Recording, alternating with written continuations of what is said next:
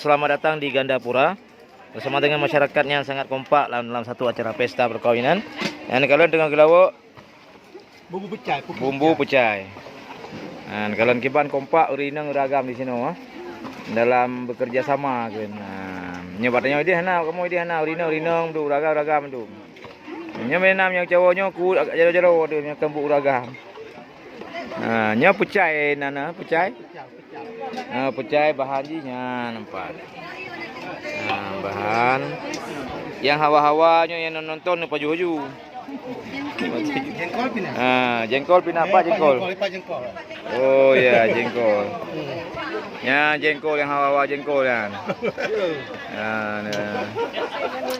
Sip menu sip lengkap menuman kalian. Menunya gulai pak pisang.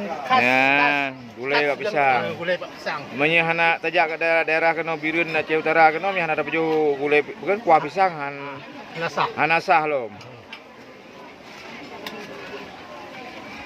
Cukup mantap luar biasa masyarakat di sini masakan ji mangat ham mendung kalian. Nyopai ada balik lom gedung tepu dah baju lom tang. Pisau le bukan. Nya kuah ada pun sate paleh. Empat lom. Karena tong gurgok no. Nya rombongan tanyo. Beda pihan abu Pak. Jadi adat istiadat yang ada di Gandapura agak sedikit berbeda karena dalam menu terutama kulinernya. Kalau di tempat kita di PD atau PD Jaya itu dengan syarat harus ada biasanya lagi daging lembu atau kerbau gitu kan. Menu spesialnya. Tapi kalau di kawasan wilayah utara dan timur ini menu yang harus ada itu adalah ikan panggang. Ya.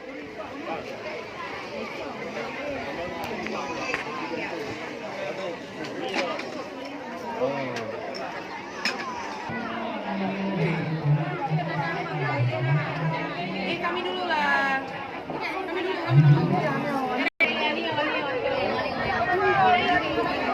Tengku Nur Aini adalah salah satu alumni di Yayasan Dayah kita di PD Jaya yang baru saja lulus beberapa tahun yang lalu, namun sudah menemukan pendamping hidupnya dan hari ini adalah hari kebahagiaan dan kita ucapkan selamat menempuh hidup baru, mudah-mudahan bahagia selalu.